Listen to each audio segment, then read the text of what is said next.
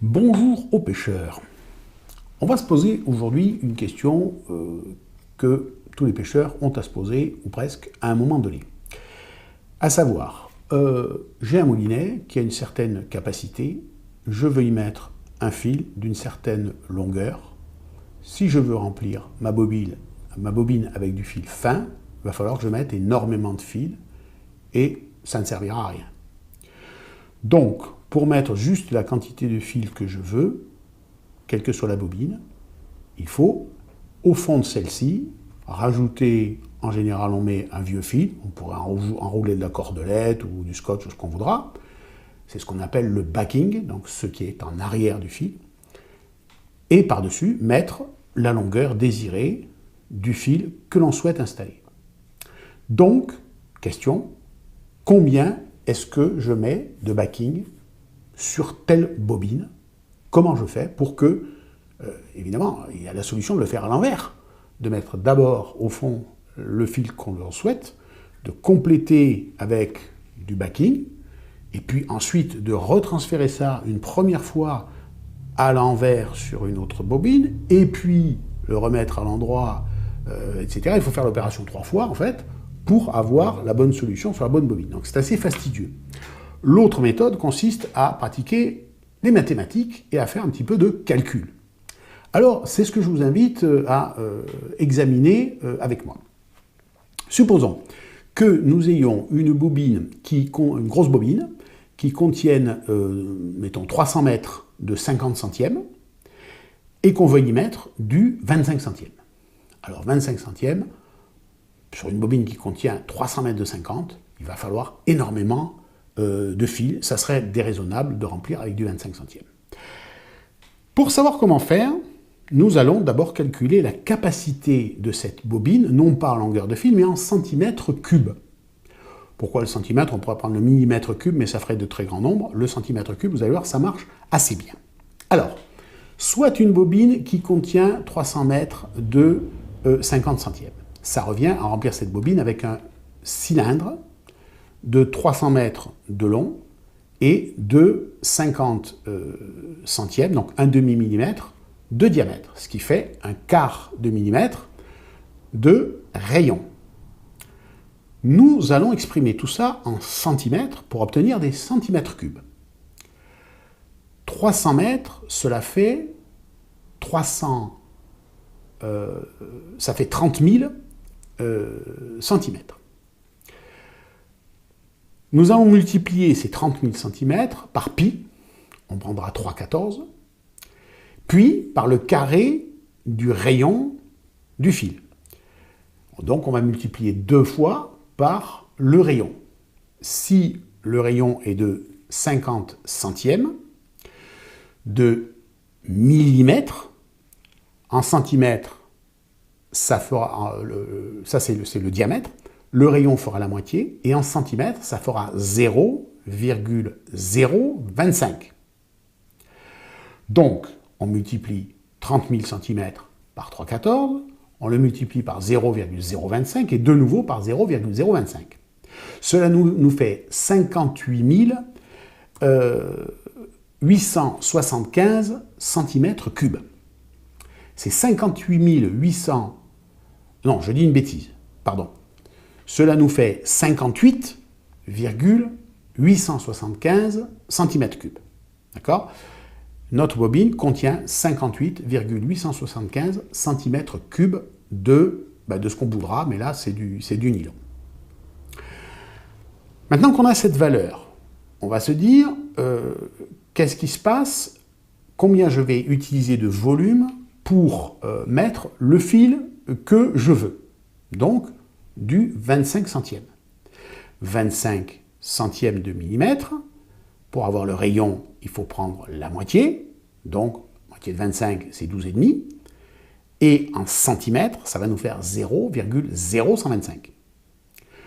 Je veux en mettre, admettons, 300 mètres, justement. J'ai une bobine de 300 mètres, je veux la mettre complètement. Donc, je fais 300 mètres, c'est-à-dire 30 000 centimètres, que je multiplie par pi, 3,14, que je multiplie par le rayon du fil que je vais utiliser, 0,0125, puisque ce sont des centimètres, et je remultiplie encore par 0,0125. Et ça me fait 14,71 857 cm3. Donc ces 14,7 sont à mettre en rapport avec les 58,875 que contient la bobine. Qu'est-ce qu'on fait? On va maintenant calculer le volume qui est à combler, qui est disponible. Donc pour ça, on fait le volume complet, 58,875 cm3. On retranche le volume de ce qu'on veut mettre, 14,71 875, et ça nous fait 44,69 625. 44,69 625. Ça, c'est le volume qui reste à combler. Admettons que nous veuillions utiliser pour combler ces 44 000 et quelques centimètres cubes, on veuille utiliser du fil de, mettons, 60 centièmes. On a un gros fil qui traîne, c'est du 60 centièmes. On va voir combien il en faut.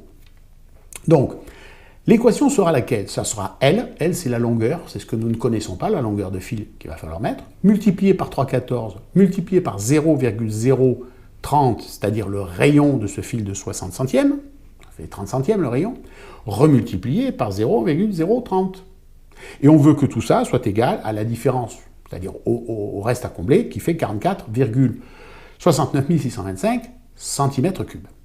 Donc, cette équation devient L, la longueur, égale cette valeur de 44, etc., divisé par les autres nombres multipliés entre eux, 3, 14, et puis le carré du rayon, 0,030, et de nouveau 0,030. Ça nous fait 44,69 625, divisé par 0,00 2826. Et ça nous fait 15 816 cm.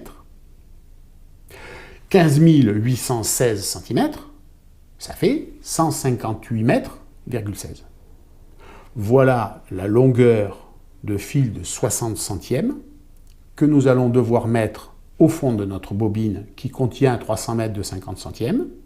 On lui met d'abord 158 mètres de 60 centièmes et il restera juste ce qu'il faut pour rentrer les 300 mètres de 25 centièmes. Alors ce qui est souhaitable de faire, c'est, une fois qu'on a enroulé les 158 mètres de 60 centièmes, c'est de rajouter un scotch par-dessus en écrivant 300 mètres de 25. Comme ça, quand on remplacera le fil de 25 centièmes, on verra en arrivant au fond que c'est ce qu'il faut mettre dans la bobine.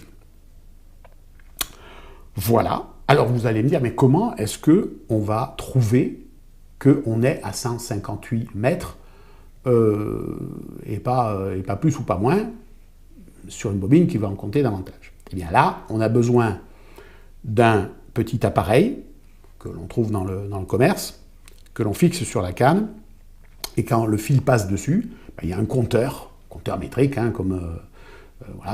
c'est une roue qui tourne en fait, ça fait tourner une petite roue, et au fur et à mesure qu'on mouline, le fil fait tourner ce compteur, et on sait exactement quelle est la longueur qui est passée. Donc c'est un petit appareil qui doit coûter une vingtaine d'euros si on l'achète chez nos amis chinois, ça va coûter beaucoup moins, voilà, quelques euros.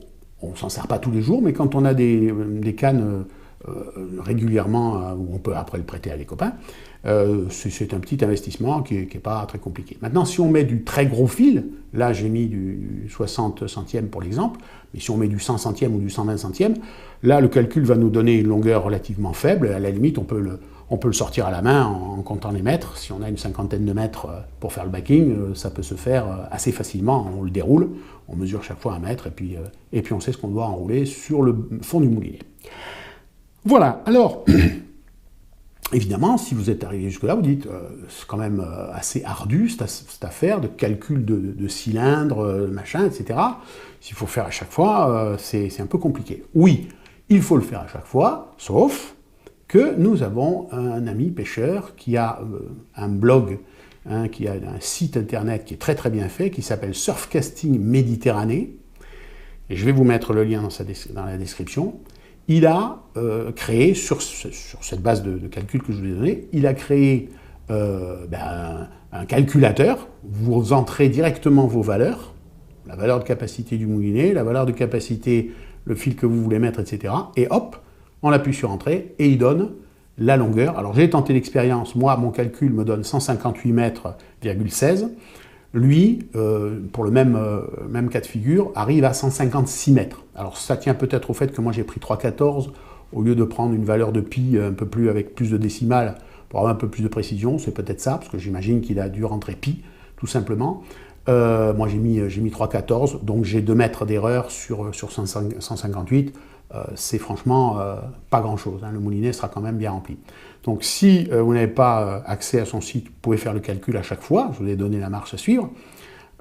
Sinon, vous utilisez le site surfcasting-méditerranée.com et dans les articles, il y a calculer de backing, le calculateur de backing ou calculer le backing. Si vous faites directement sur Google calculer le backing, vous allez tomber sur son site. C'est super bien fait. Il a eu une excellente idée. Moi, avant, je le faisais comme ça, par le calcul des cylindres, mais je reconnais que son truc est franchement extra. Voilà, je crois que je vous ai tout raconté. On a fait de la mathématique, ça nous change un peu, mais après tout, pourquoi pas. Allez, je vous laisse à vos calculettes et je vous dis à une prochaine fois.